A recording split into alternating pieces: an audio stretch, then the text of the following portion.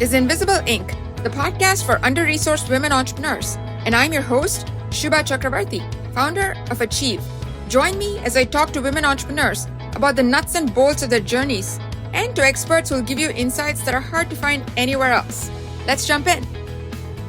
What do you do if your very identity effectively shuts the door on many types of capital as an entrepreneur?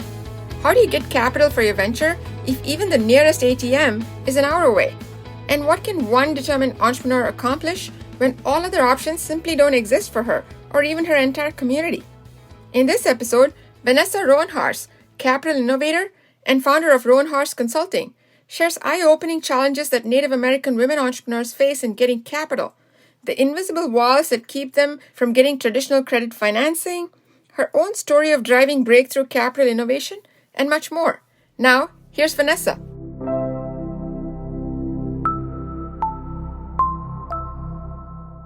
Hey, Vanessa, welcome to Invisible Inc. I'm so excited to have you here. Thank you for the invitation. I'm happy to be here. So you had a pretty fascinating journey leading up to your work with Indigenous women entrepreneurs. So what is the spark that got you started on this journey? Well, I think directly it was the struggle of having to start my own company.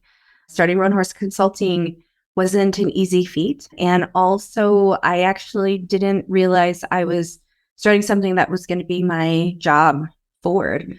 It was a moment in which I needed some startup capital. And when we started to get going, it was really just myself. And the first time I needed to bring on a staff member, I realized how hard it was. And I went and tried to get capital from my bank and other places, and I was unable to. My company, the work I did, just didn't fit the profile. And it was not the first time I'd been denied at a bank, not the first time I needed money, but it was the first time I came prepared.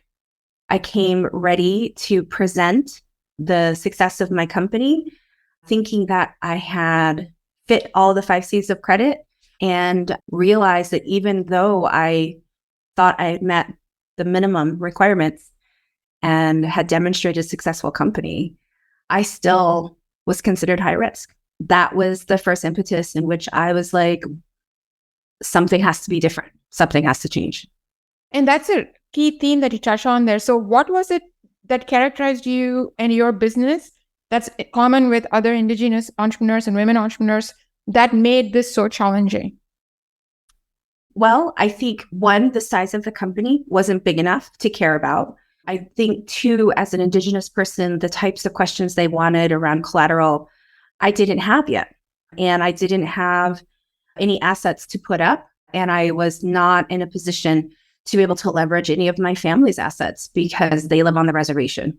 And if you live on the reservation, that's trust land. And we actually are unable to get equity off of what we have back home.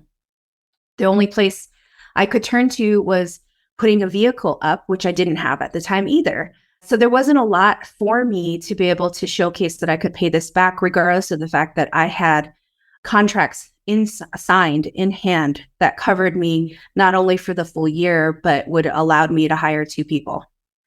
So I think things like being too small to care about, looking for capital that doesn't fit the size that banks want to lend because they're not going to make enough money off of it, and then not having the traditional 5 C's background that fits the way they're interested in underwriting is just right out of the gate, major barriers. And then you add being a woman of color, an Indigenous woman, and the historical relationship we have, not only with banking, but with capital and sort of the economy of this country. And the way we've had to have trust lands or reservation lands continues to impact all of us. And we are considered high risk investments, regardless of the fact that we know now through my work, that is not the case. And so the story is consistent. I am 100% sure there was definitely some racist bias happening in the process. But at the same time, there was nothing I could do because there was nowhere else to turn for capital. And for context, what does your business or what did your business do at the time? So my company we're a consulting firm, but really we're a for-profit entity that works with organizations, institutions to help them reimagine how to move resources and directly invest in leaders on the ground We center our Indigenous ways of knowing and being as part of the process. We're not like making a product that's going to be sold on the market. We are very much like a consulting firm. And so our product is us and our thinking, our relationships, and our networks. And I think even the industry of that itself can be a really difficult thing to find capital for. But that's really, for me, I thought that's where you would have the trouble with investors and going after a different kind of investment. I assumed going into a bank asking for a loan or a line of credit should be as transactional as that, but it wasn't. I remember that the first time I heard you was at an SBA seminar on capital access for women, and I was really, frankly, blown away by your comments on the current system of credit. In particular, you talked about this risk-based pricing, the poverty premium, the algorithms of the 5 Cs. Can you just talk about the specific ways in which this system works against women of color and Indigenous women who are trying to start new businesses? I mentioned some of it, but some of the pieces around this is that currently in the United States, if you are a Native American Indigenous person living on tribal lands, you actually have to drive a minimum. So on my reservation, the Navajo reservation, a minimum of 30 miles to find an ATM or potentially, if you're lucky, a banking institution. And so fundamentally, geographically, because of where we live and where we're from, there are not enough lending institutions that are willing to, one, be on reservation lands, which is why we have things like predatory lending surrounding almost all of our tribal nations. And those that are willing to lend are actually really specifically only focused on credit management. And if anything, being able to provide small loans to support people with emergency needs. Anything beyond that, we have a desert of lending and financial products that are actually, one, designed for businesses. There's a lot of personal loans out there, but for small businesses that are Native owned, we don't have very many places to turn to. And so traditional lending banks like, say, Wells Fargo, Bank of America, they do have small business programs. But again, if you don't have a relationship with those banks, you're not already banking with them and you can't actually walk into them when you need to, there is an entire trust and relationship gap that also happens. And so for me, some of the larger issues is just fundamentally geographic. 2, we don't have lending institutions that understand Native people and what we need and how we need it. The kinds of lending institutions that we're looking for, like CDFIs or folks that provide alternative lending, they're not providing those types of resources to small business owners unless you're asking for a certain size. And we're not seeing enough funding available between $10,000 to $250,000. So you put all that together, that's specifically focused on people who are living on Indigenous lands or reservations on tribal lands. That is sort of the historical situation we're in. And during the pandemic, when everyone was getting access to PPP loans, so many of our small businesses were unable to activate any of that money. 1, because a lot of our reservations were closed down. 2, they didn't have deep relationships with their banking institutions.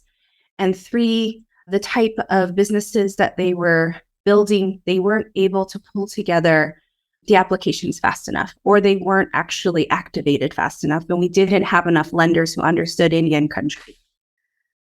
If you're also a woman, on top of that, we are also seeing that many of the women are unable to find things as simple as childcare to support them to go and do these types of activities. And then also for our women, we know fundamentally, not only is there a racial bias, there's a gender bias when we walk into these places to access resources.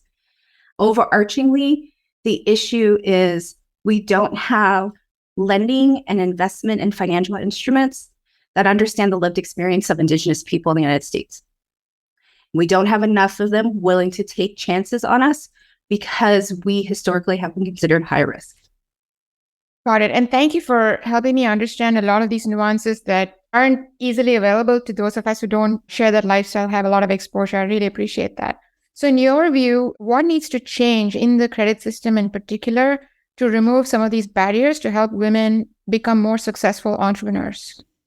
I think a lot of this is starting to come to light, but I mean, it's not looking at things solely as a credit score and using the algorithms of a credit score as the only way that we determine people's worthiness, in the sense that the credit score has been developed. We know fundamentally for a lot of people and communities across the United States, the 5 C's of credit is the prohibitive piece in being able to activate formal financing.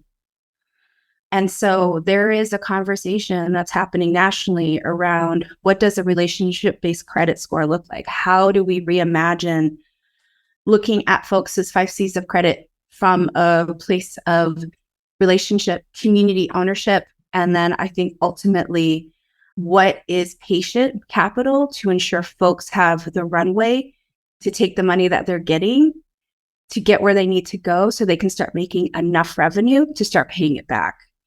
And I think for me and for the work we've been doing at Roanhorse and Native Women Lead has been pushing against the concept that the 5 C's of credit are the only ways to value and underwrite an entrepreneur, and in particular, a Native woman entrepreneur. We really do believe it starts with who are you? What are you making? Are you invested in where you're living? What are the other indicators that you are going to be paying this back, that you are going to actually have the ability to take care of yourself and your family and still grow this company? And a lot of that's going to come with, do you pay yourself well? How much does it cost to bring someone on? Do you have the right relationships in the right markets to actually distribute your product? And so much of this are things that so many of our entrepreneurs don't have because of the challenges they faced. And so our opportunity is to be like, well, what happens when we unlock that? And we look at them from a place of, you're going to be where you are because this is your family and your home now, tomorrow, and into the future. You're not going anywhere. So how do we look at that as part of the collateral? There are some elements of this that to me have a parallel with microfinance because of the whole piece around you're embedded in the community, you're standing in the community that's going to speak for your reliability in paying back. So my question to you is, have you seen bright spots or emerging models in this landscape that kind of build on that or leverage those elements, but then at the amounts of credit that are more appropriate to the entrepreneurs that you're speaking of, between the 10,000 to 50,000? And what are those bright spots? Can you just speak about some of those? Yeah, so absolutely. I think microfinance that really kind of came out in international communities, in developing world countries and situations. And even that language is problematic for me, but it's just that in other places where capital was very difficult to find, and we knew that particularly women were the ones that were stewarding and caretaking for the communities, and those are the ones that were the most responsible with the capital. There's so much of that historical tenets that are really important and do work. And so the microfinance piece, I think, is a real opportunity for us to look differently at what it means to trust people to do what they're going to say, because what they're doing is something that supports them where they live, the community around them, relying on each other to do what we say we're going to do. So we really saw relationship or character-based lending and microfinance as a real viable opportunity. So in the state of New Mexico, a local credit union here called the New Senda Credit Union started something called Co-op Capital. They began that in 2016. I'm proud to say we've been a part of it. When it first started, we had a PRI from a foundation, and through that PRI, we were able to support some partners on the ground to provide $10,000 personal loans using their own underwriting to support them for whatever they wanted to do. And the two categories were entrepreneurs, and the other was what we called community stabilization folks. So folks who were just trying to get through and needed emergency cash up to $10,000. The credit union supported the partner organizations to come up with their own underwriting. The credit union said, here are the parameters of the fund. It's going to be up to 5%. We're going to have a 10-year term limit for repayment. There are no penalties for early pay. And as long as folks are paying back the loan, we will then collateralize your loan up to 100%. And as part of that process, we're going to work with partners on the ground who are working with communities who we can't access as a lending institution because they no longer trust the lending institution. So you will source them. You will come up with your own criteria and underwriting process. And as long as they meet the minimum requirements for the credit union to do this legally, meaning they had to have some form of ID. If they had a relationship with the credit union, they had to have good standing with them. And outside of that, they couldn't have had any other sort of egregious debt issues or legal issues. That was it. And so our partner organizations sourced investment opportunities. And I am proud to say that we started with less than $500,000 PRI that was actually just outside of the credit union because we didn't know what was going to happen, to now the credit union fully integrating it into their entire suite of services. It is now a $4.2 million fund. We have 17 partners across the state of New Mexico. Our repayment rate is 98.5%. And as a result of that, we have moved close to $2 million to 200 plus people in New Mexico who would have never been able to activate or access capital before, and are seeing those businesses and people start to develop a meaningful relationship with a financial institution, and others take this loan, pay it off, and go get a larger loan.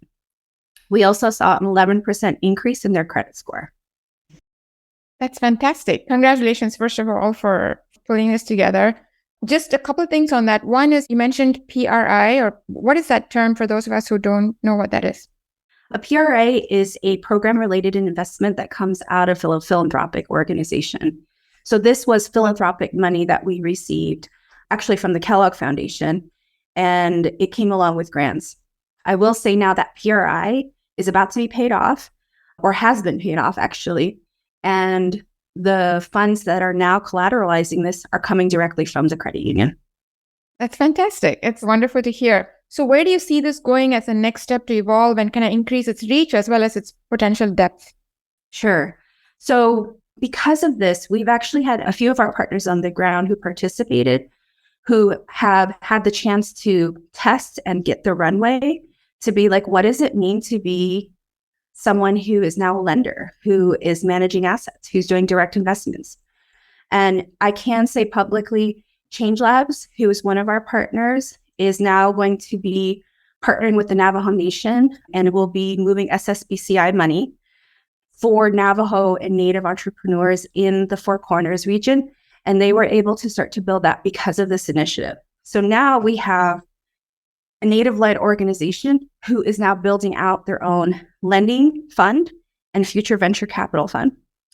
We have an organization like Native Women Lead, which I am a co-founder of, who is also taken this initiative and partnered with Common Future and Community Credit Lab and took it from $10,000 to $50,000 fund called the Restorative Fund, and should be launching in the next few months the Revolutionary Fund, which is a $10 million fund. So the impact of it is we've seen folks get a chance to be in that decision-making seat and realize we can do this, and they're building it. The other thing is that partnership with Common Future, 2 other partners have gone out and done the same thing. So Common Future worked with Native Women Lead, Mortar, Connect Up in Minnesota to do the same thing. And so Connect Up in Minnesota is continuing to grow their fund. And what I would say consistently across everybody that's doing this is that it's allowed conversation for people who have the lived experience of these entrepreneurs to come back and say, this is the kind of capital they need. These are the type of products that they're looking for.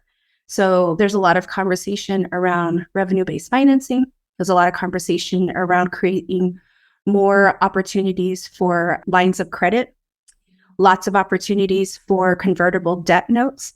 And how do we continue to create these types of products so that these entrepreneurs can not only access it, but they can build and build and build and build to continue to build that follow-on capital. They're all different because their communities are different. Because no one product's going to serve everybody. But what makes them so special is they understand where they're doing this because this is their community and it is from their lived experience. So you combine that with creative products to come together, we're seeing just for the first time real explosion on what it means to trust and to have relationship as primary forms of underwriting. That is just awesome. I'm loving everything that you're hearing. So congratulations, and we'll be rooting for your success. So a couple of things on that. One, I love how this is inculcating a sense of comfort with dealing with the financial world for these women, which is amazing.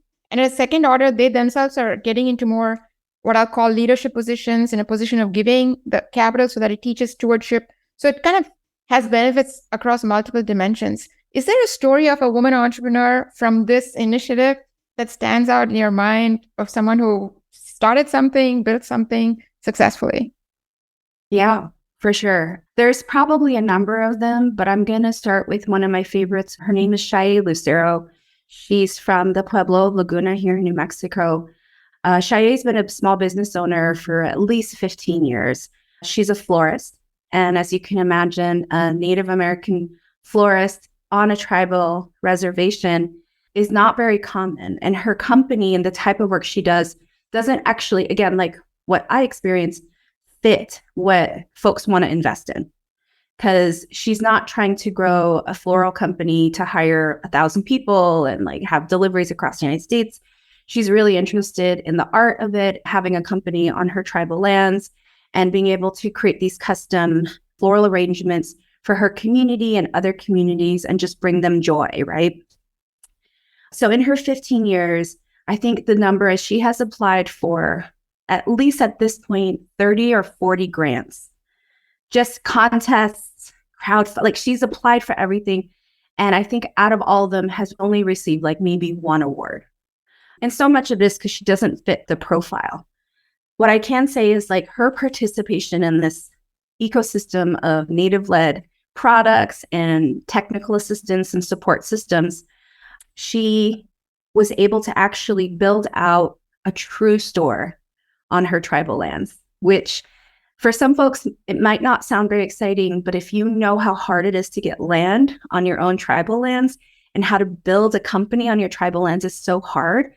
The fact that she was able to not only do that, but now have a storefront, which allows her to increase her ability to serve not only her community, but the entire state of New Mexico, is huge. And she was able to tap into our resources and take and activate one of the products.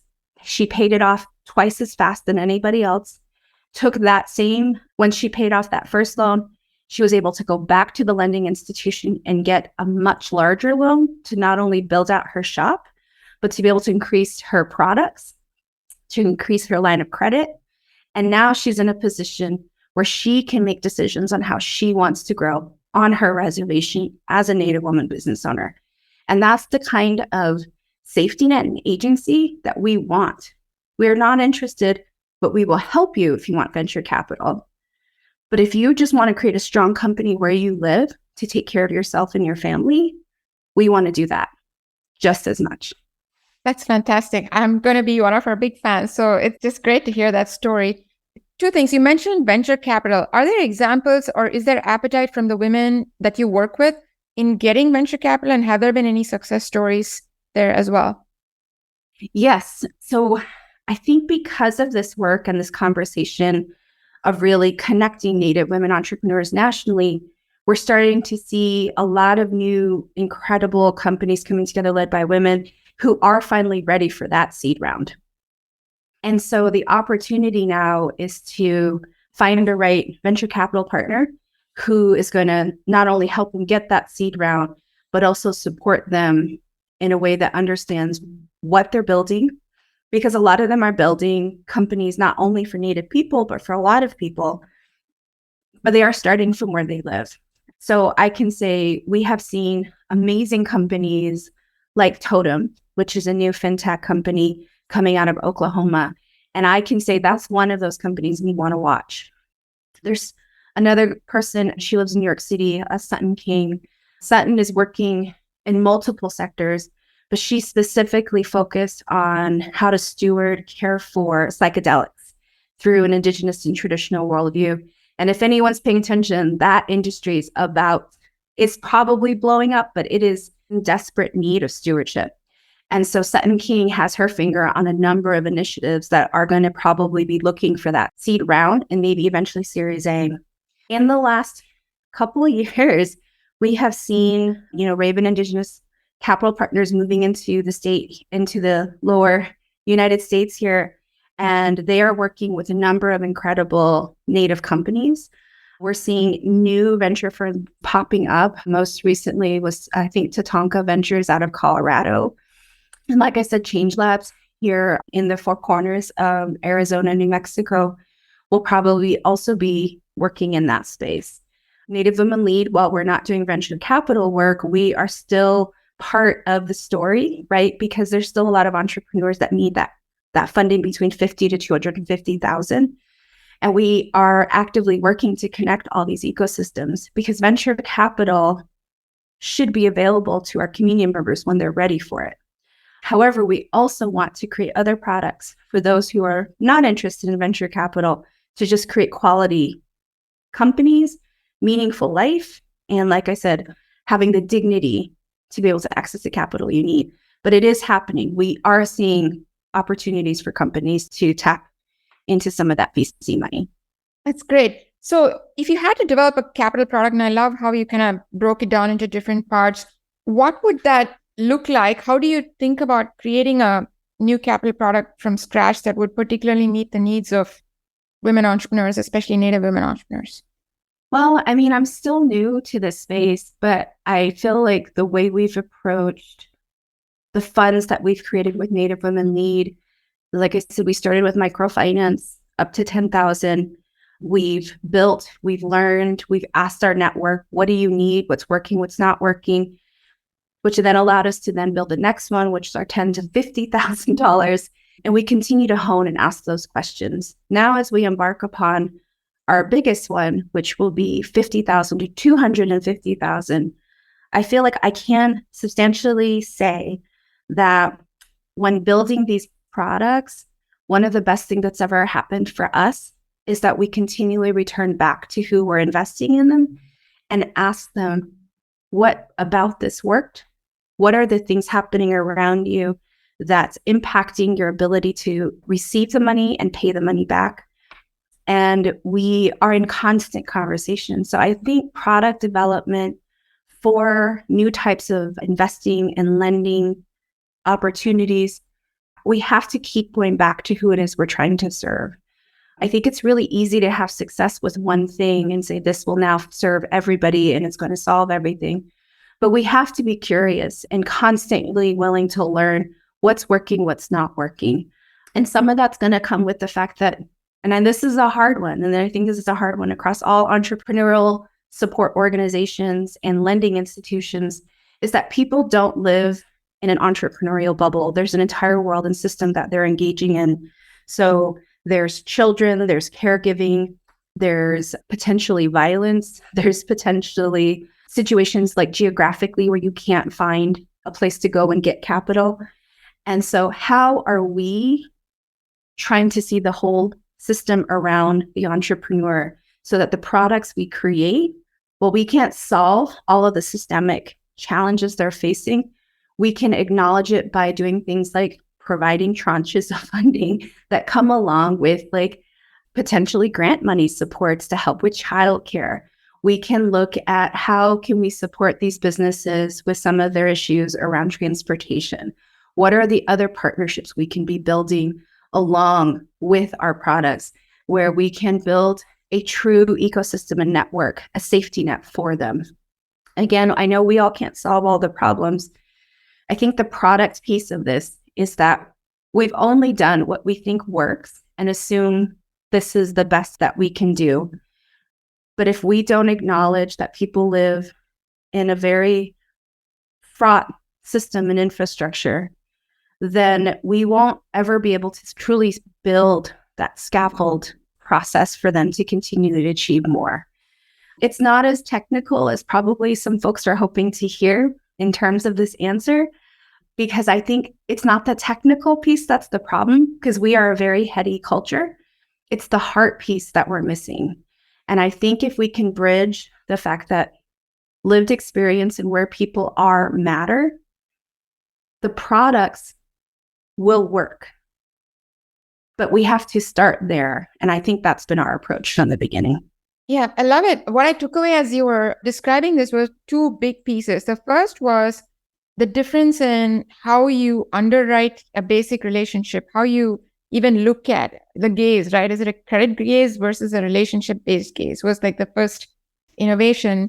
And the second innovation that I heard you describe was that it's a composite financial and non-financial package, which all went together, essentially driving up the viability of making that investment in this person. Those, to me, are pretty interesting and new that I haven't heard before. It sounds like you went through like a phased process where you started small and kind of built your way up. What were some of the learnings that you had in structuring these products and how you administered them that you then built into future product iterations?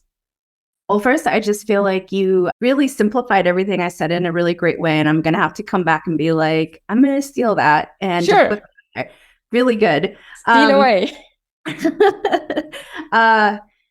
Yeah, so we actually had to build it from this tiny piece because we had to demonstrate every step of the way that we are investable as Indigenous people and Indigenous women. And we did it by not using the 5 C's of credit. So right out of the gate, we knew we had to prove immediately that our community not only is capable of receiving money, but that they will pay it back, and that we can continue to like support them on their journey. So when we first started, it was just a matter of, we have to move money, we have to move some capital. The pandemic hit and we immediately were like, we got to move this even faster. So, right out of the beginning, we had these high hopes and it really turned into an emergency product. As of a month ago, everyone has paid that off.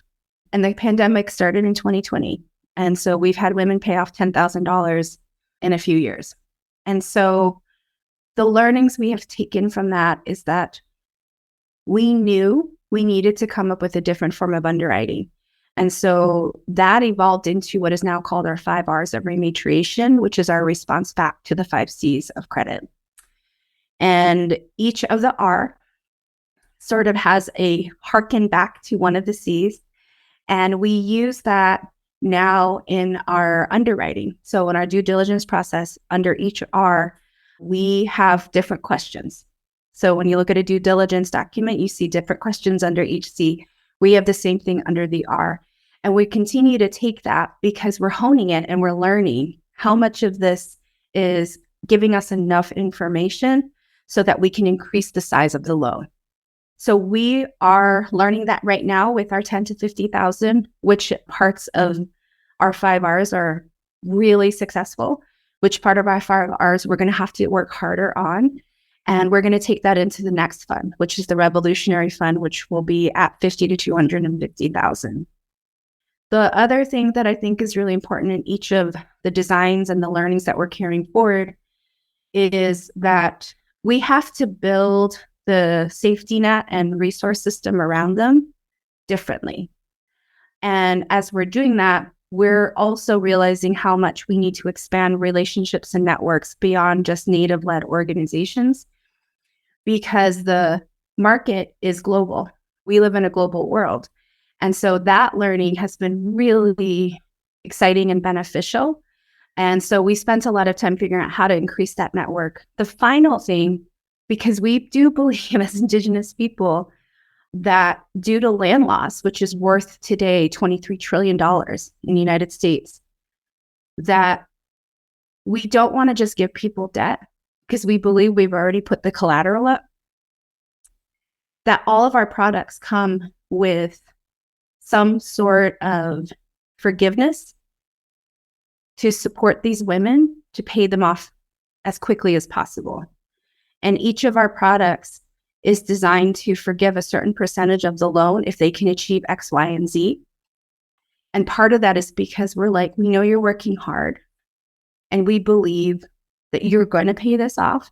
And as you do and hit these like milestones, we go in to provide that forgiveness. And we use that from other grant dollars. I was going to ask you, as you're building out this corpus and a whole system to fund women, not just here, but more broadly, are you seeing greater participation from the traditional financial system? And how are you able to package the financials of this proposition to be attractive to them? Yeah, so that has been definitely the big question marks for us, is because we can create this entire system of capital access that makes folks feel cared for, seen, understood, and supported. But when they go outside of this little ecosystem, there is a whole world out there. And so right now we're learning from our network and our borrowers. And as they want to go after different types of capital, and if they're wanting to go after different type of lending capital, what we're doing is we're providing them support to get their financials in order. So they have access to resources within our network to work with an accountant to put financials together. Usually at the microfinance stage, we're making sure we understand, do they have financial systems in place? Are they tracking their finances? And we offer them access to a ton of technical assistance where they can build those baseline systems. At the larger level, we offer them one-on-one consultants and coaching. And honestly, the consultants are the most valuable, right? Because like mentors and coaches are so important, but sometimes you just need to get stuff done. And so we have a bevy of consultants that are financial advisors, consultants, writers, and accountants who will come and work with them to basically get their packages together, but also to help them build out their decks, to help them build out the value proposition for their companies. And then alongside that, us at the team, as needed, will work with them and join them in those meetings as they desire. And so we do all of that because we know once they leave our little bubble, the system is exactly how it's always been. So our desire isn't just giving money. I think money is like the reason maybe sometimes people come, but it's actually, we're trying to bring you into the whole ecosystem, which includes your peers, sector-specific learning opportunities, accountants, HR professionals, attorneys. It also includes healing circles. It includes summits and retreats, the ability to call us and tell us what's going on. And I think that's what we're most interested in, is all of that. And we're using the capital to not only bring them in, but to work with them so that they can go out and continually build where they want to go. So I know we have 3 minutes left. So I'll ask you this question. What is your personal biggest vision of impact of all of this work, not just on your constituents, but on the bigger world in general? I think if there's any personal contribution we make toward putting more money into the hands of women, is that we see more women having economic agency and mobility to be safe, to be liberated, and to basically rebalance who's at the decision-making table. So we are no longer pushed out. This has been inspiring, informative, just instructive on so many levels. I want to thank you for taking the time, Vanessa. This is amazing. Thanks for all of the work you do. Thanks for sharing it with us. And we will be rooting for you and all of your folks for sure. Want to see everything successful and make a huge impact. So thank you again. Thank you so much for the invitation. I'm so grateful for this. My conversation with Vanessa has to rank as one of the most eye-opening and moving I've ever had on Invisible Ink. It was jam-packed with insights, but 3 were particularly noteworthy for me. First, the walls that keep women in general, and Native American women in particular, away from the sources of financing are thick and invisible. Access looks equal in theory, but is almost impossible to achieve in reality. How can we get better at funding more women and breaking down more of these walls? This is the personal mission that drives me. Second, challenging traditional risk criteria to extend financing feels counter to economic sense and discipline, but that's simply not true. Whether it was Mohammed Yunus pioneering microfinancing in Bangladesh, or Vanessa and her colleagues pioneering a 5 R's underwriting method instead of the 5 C's of credit, the results can prove the case. And they do. And if they work, they must be adopted so the system can serve all who objectively qualify. How can we create more equitable and objective risk evaluation criteria? Last but not least, there is a place for both old and new institutions, methods, and means of financing. It's not this or that, but all of these things and more that we need to create better capital access. The question is, what parts work that we can keep, which parts don't, what needs to be tweaked, and what needs to be invented anew to ensure that a much broader swath of high-potential entrepreneurs can access capital. I finished this conversation with a much deeper appreciation of the experiences of Native American women entrepreneurs, and I dedicate this episode to the success of enterprising Indigenous women everywhere. Thanks for listening to today's episode. We have show notes and more at achieve.co. That's achieve.co/podcast. Like what you heard? Hit subscribe and share with a friend. See you on the next episode. Now, go be an achiever.